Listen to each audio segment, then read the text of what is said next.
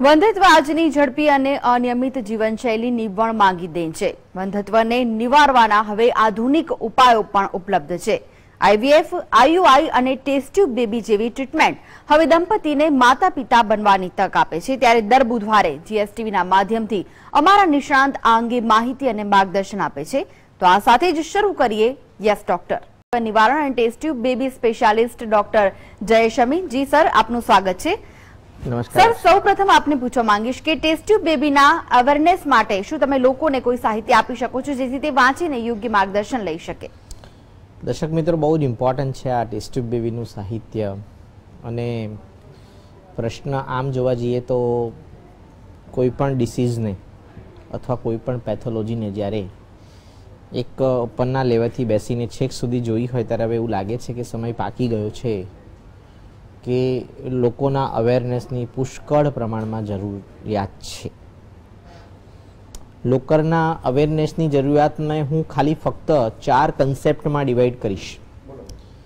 એક પહેલો કન્સેપ્ટ આપણે એવું કહી શકીએ કે લોકોના અવેરનેસમાં એમ એવું છે કે ટેસ્ટ ટ્યુબ બેબી એટલે ગૂગલ ઉપર સર્ચ કરીએ ત્યારે એક જ થાય 40% રિઝલ્ટ, 35 થી 40% રિઝલ્ટ। આ વિચાર હવે કાઢી કાઢો અને આ વિચાર પર જ્યારે પ્રેગ્નન્સી આપવાના કોઈ કમિટમેન્ટ લેવામાં આવે તો હું 110% કહીશ બેટા એક કન્સલ્ટેશનની જરૂર છે। આ કોન્ફિડન્સ મારે તમને આપવો છે આજે કે તમારે એક કન્સલ્ટેશનની જરૂર છે।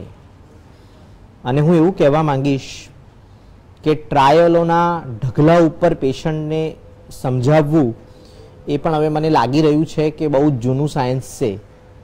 અને જૂનું સાયન્સ એટલે એમ કહીશ કે 1 ટ્રાયલ, 2 ટ્રાયલ, 3 ટ્રાયલ, 4 ટ્રાયલ, આ બધી જ વસ્તુઓ આ ટ્રાયલ અને ઢગલા પર આજે સમજવાની આખી ગેમ છે તેના પરથી પણ વિપરીત કક્ષામાં હવે ડાયવર્ટિફિકેશનની બહુ જરૂર છે।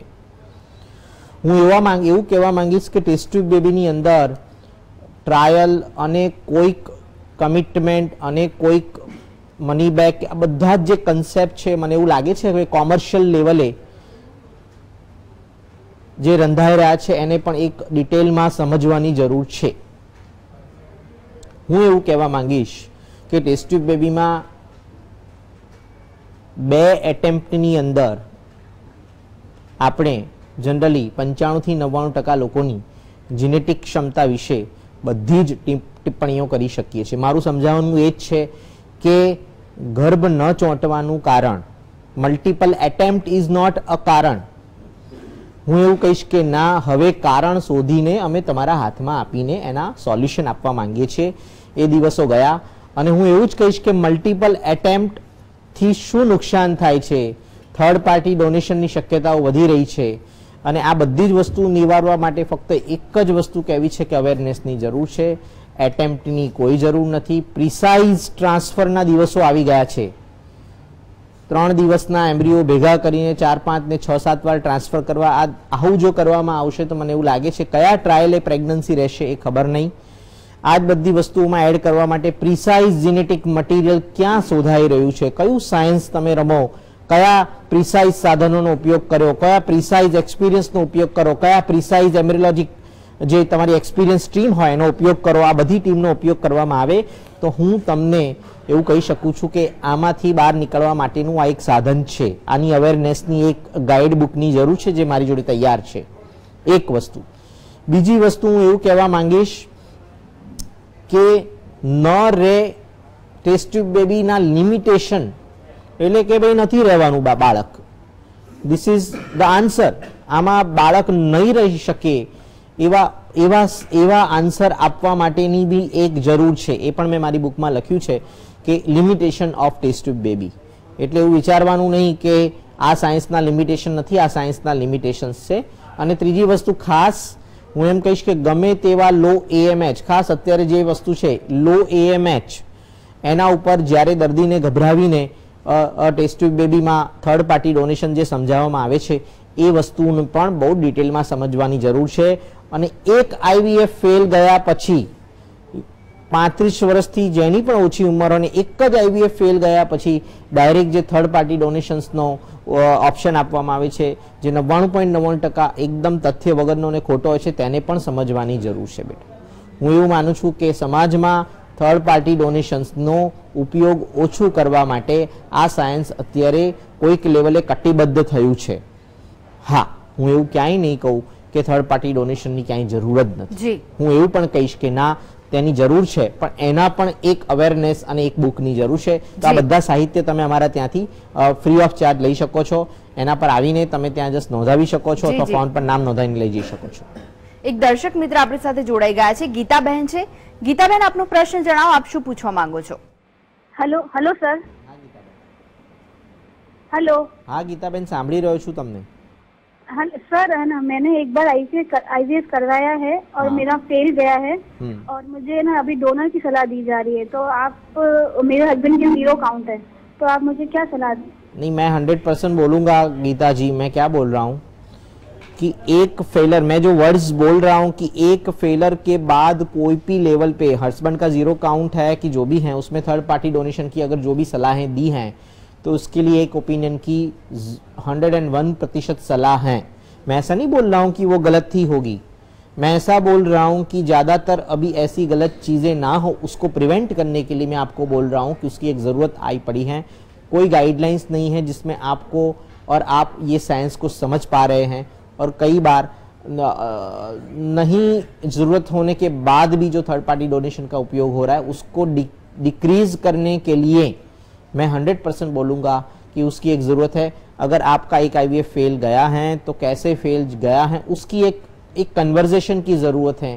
प्रेजेंट पॉजिटिविटी लाने के लिए कौन से साइंस अभी हैं आपके, जो मैं ये कहना चाहता हूँ कि अगर ट्रायल हो रहे हैं तो ट्रायल को कम ट्रायल, मैं तो नहीं बोल रहा हूँ, मैं बोल रहा हूँ कि दूसरे ट्रायल से आगे क्यों, उसके एक्सप्लेनेशन चाहिए. मैं ऐसा बोल रहा हूँ, उसकी भी एक ज़रूरत है. और मैं ज़रूर से बोलूँगा कि जो ट्रायल कंसेप्ट जो दुनिया में आईवीएफ का था, वो अभी हायर सेंटर में जो लोग अच्छी टेक्नोलॉजी लेके बैठे हैं, एक्सपीरियंस लेके बैठे हैं, टीम लेके बैठे हैं, वो एक कॉन्फिडेंस डिलीवर कर रहे हैं कि ट्रायल कंसेप्ट को अभी हमको बाय बाय करने की ज़रूरत आन पड़ी है. और उसके लिए क्या करना चाहिए, वही चीज़ मैं आपको एक काउंसिल और एक लिटरेचर के स्वरूप में देना चाहता हूँ.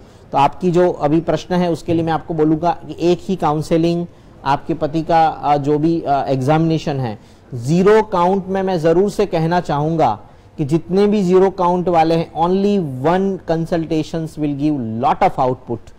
50% से ज़्यादा 0 काउंट वाले खुद के स्पम पे प्रेगनेंसी ले सकते हैं. एक कंसल्टेशंस और 5 रिपोर्ट के आधारित मैं आपको बता सकता हूं कि इसमें आपके खुद के स्पम पे जा सकते हो कि नहीं जा सकते. जी, अनेक दर्शक मित्र આપણી સાથે જોડાઈ ગયા છે. નીતિનભાઈ છે. નીતિનભાઈ, આપનો પ્રશ્ન જણાવો. અમારો પ્રશ્ન છે મેડમ, 2 વખત આઈયુએસ ટેસ્ટ કરાવ્યું છે અને 2 વખત એમઆરઆઈ કરાવ્યું છે, લેપ્રોસ્કોપી, હા, એન્ડોસ્કોપી પણ કરાવેલી છે. બરાબર. અને 2 વાર આઈવીએફ કરાવી છે. પત્નીની ઉંમર કેટલી થઈ છે બેટા? મને એવું લાગે છે કે ફોન કપાઈ ગયો છે, પણ 2 વાર આઈવીએફ કરાય અને 2 વાર લેપ્રોસ્કોપી અને હિસ્ટ્રોસ્કોપી કરાવ્યા પછી પણ એમને પ્રેગ્નન્સી નથી રહેતી. હું શું કહું છું, ટેસ્ટ ટ્યુબ બેબીના લિમિટેશન્સની હું ના નથી પાડતો. હું કોઈ ઓવર કમિટમેન્ટને ઓવર કોન્ફિડન્સ નથી કહેતો, પરંતુ આજની તારીખમાં એક રેન્ડમ સાયન્સનો ઉપયોગ, એટલે લોકોના મગજમાં એવું જ છે કે ગર્ભ બની ગયા એટલે આપણે પ્રેગ્નન્સી પાકી. બચ્ચા બનાવવા એ સાયન્સની ટેકનોલોજીનો એક પાર્ટ છે કે એગ અને સ્પર્મ જે અંદર નથી મળતા તો બહાર બનાયા. પણ હવે એક જ સ્ટેજ ઉપર ગર્ભની જીનેટિક ક્ષમતા, એટલે કે 9 મહિનાની બચ્ચા પ્રોડ્યુસ કરવાની ક્ષમતા, એ જ સ્ટેજ ઉપર તમારા પત્નીની ગર્ભાશયની કોથળીની ચામડીની ચોંટવાની શક્યતા, અને એ જ સ્ટેજ ઉપર એ ચોંટતી વખતે આજુબાજુનું વાતાવરણ, આ 3 વસ્તુનું સમન્વય એટલે પ્રેગ્નન્સી.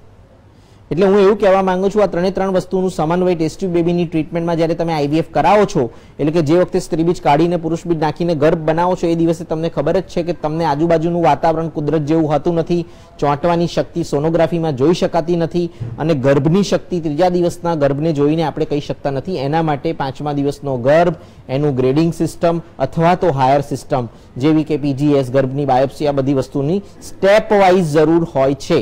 તો હું એવું કહેવા માંગીશ કે આ બધી વસ્તુનું એક જ સ્ટેજ ઉપર સમન્વય થાય, એટલે કુદરતી વાતાવરણ પૂરું કરવા માટે 1 મહિનો વચ્ચે રાહ જોવો, એક વસ્તુ સક્ષમ જીનેટિકલી સક્ષમ ગર્ભ ટ્રાન્સફર કરવા માટે ગર્ભનું 5મા દિવસ સુધી ઉછેરવું અને 1 મહિનો રાહ જોઈને ગર્ભને ટ્રાન્સફર કરવું, અને જ્યારે ઉંમર અને પેથોલોજી જેમાં ખરાબ છે, વારે ઘડીએ ફેલ ગયેલા દર્દીઓ છે, પતિના વીર્યનો રિપોર્ટ ખરાબ છે, આવા બધા દર્દીઓમાં પ્રિસાઇઝ લેવલે ગર્ભની બાયોપ્સી કરીને સક્ષમ જીનેટિક મટીરિયલ ટ્રાન્સફર કરવાથી તમારા ટ્રાયલોને નિવારીને તમને તમારા પોતાના સ્ત્રીબીજને પુરુષ બીજ પર પ્રેગ્નન્સી આપી શકાય છે.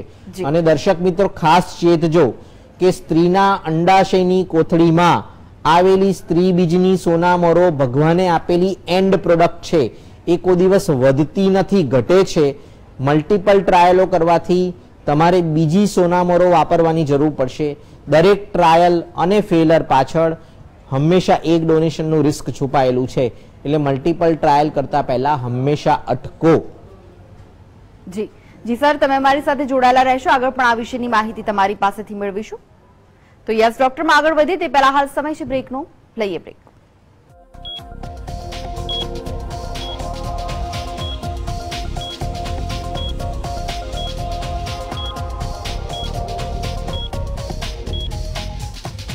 નિવારણ વિશે ને તે વિશે જ વધુ માહિતી માટે આપણી સાથે જોડાયેલા છે ડોક્ટર જયેશ અમીન. સર, આગળ તમારી પાસેથી માહિતી મળ્યો તે પહેલા એક દર્શક મિત્ર આપણી સાથે જોડાઈ ગયા છે, મનુભાઈ છે. મનુભાઈ, આપનો પ્રશ્ન જણાવો, શું પૂછવા માંગો છો આપ? હા, નમસ્તે મેડમ. મારે જી 3 વસ્તુ કેવી છે. જી જી મનુભાઈ, પ્રશ્ન જણાવો આપ. હેલો જી, આપનો પ્રશ્ન જણાવો.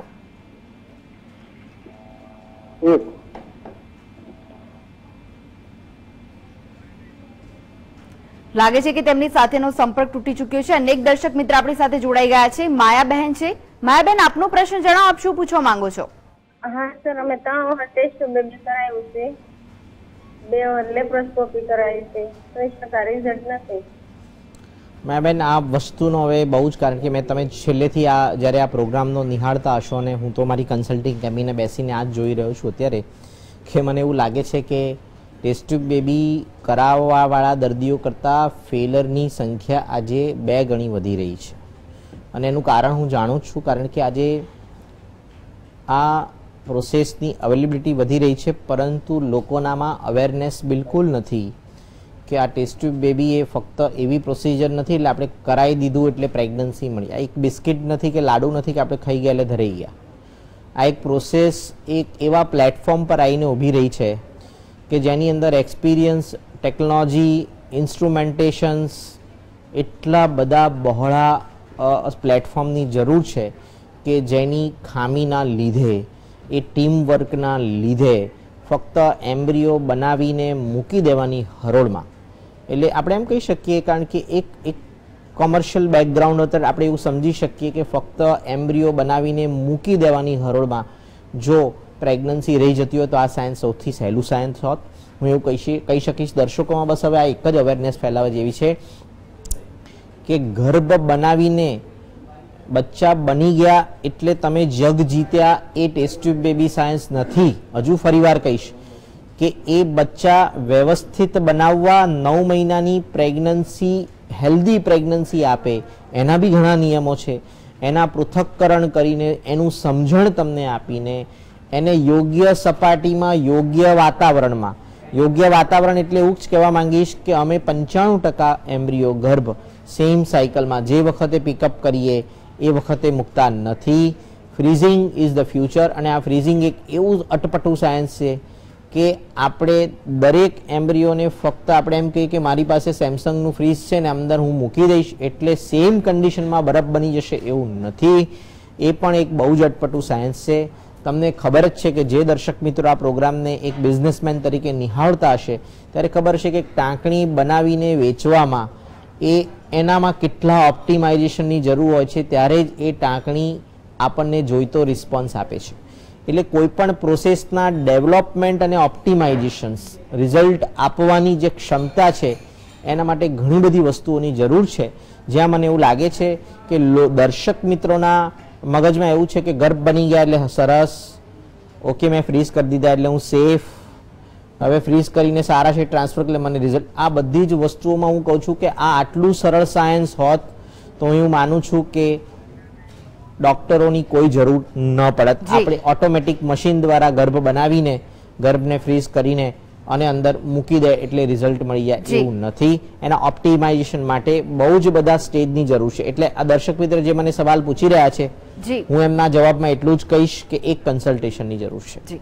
અનેક દર્શક મિત્ર આપણી સાથે જોડાઈ ગયા છે. હિનાબેન છે. હિનાબેન, આપનો પ્રશ્ન જણાવો, શું પૂછવા માંગો છો? સાહેબ, મારો પ્રશ્ન એ છે કે મારે સિમેન રિપોર્ટ માટે જાણવું છે. સિમેન રિપોર્ટ નોર્મલ કેને કહેવાય? અમારે સિમેન રિપોર્ટ 10 કાઉન્ટ છે મિલિયન. બહુ સરસ પ્રશ્ન પૂછ્યો છે અને બેનને હું એવું કહીશ કે જેટલા બી દર્શક મિત્રો સાંભળી રહ્યા છે એમાં એક સવાલ એવો જવાબ એવો આપીશ તો બધાને એમ થશે કે આ ડોક્ટર શું કહેવા માંગે છે. પણ હું કોઈ કે વર્લ્ડમાં કોઈ પણ સિમેન રિપોર્ટને નોર્મલ કહી શકાય એવું નથી. એટલે હું ઇંગ્લિશમાં કહીશ નો સિમેન એનાલિસિસ ઇઝ નોર્મલ. કારણ કે આપણે શું શોધીએ છીએ? ફક્ત કાઉન્ટ અને મોટિલિટી, એટલે કેટલા શુક્રાણુઓની સંખ્યા અને ગતિ કરતા શુક્રાણુઓની સંખ્યા. પણ જનરલી પ્રેગ્નન્સી આપણને નોર્મલ ડીએનએ કન્ટેન્ટ દ્વારા મળે છે. અંદર ડીએનએ જેટલું નોર્મલ હોય એટલું આપણને પ્રેગ્નન્સી રહેવામાં ઝડપી સફળતા મળે. હવે હું 100% કહેવા માંગીશ કે જેટલો કાઉન્ટ અને મોટિલિટી વધારે અને જેટલા નોર્મલ કક્ષાના શુક્રાણુઓ વધારે હોય એટલામાં હું એવું કહીશ કે એની અંદર ડીએનએ નોર્મલ હોવાની ક્ષમતા છે. પણ જો એ જ સિમેન રિપોર્ટ ફિમેલ નોર્મલ હોવા છતાં બી લાંબો ટાઈમ રહી છે તો હું એવું કહીશ કે નોર્મલ રિપોર્ટની અંદર પણ ડીએનએ એબનોર્મલ હોવાની શક્યતા વધારે. આ ડીએનએ એબનોર્મલ થવાના કારણો એ જ છે કે આપણે આપણી લાઈફસ્ટાઈલની અંદર સ્ટ્રેસ, હેબિટ્સ, મસાલા, આલ્કોહોલ, વધારે ટેમ્પરેચરમાં કામ કરવું, junk food, there are lot of things કે આપણે એનો ઉપયોગ સ્ટ્રેસ સાથે એવી રીતે કરી રહ્યા છે કે આપણી ફેક્ટરી પ્રોડક્શનમાં ક્યાંક ને ક્યાંક એબનોર્મલ ડીએનએ વાળા સ્પર્મ ઉત્પન્ન કરે છે. અને આ એબનોર્મલ ડીએનએ સ્પર્મ તમને બાળક આપવામાં અત્યારે વધારે ટાઈમ લઈ રહ્યા છે.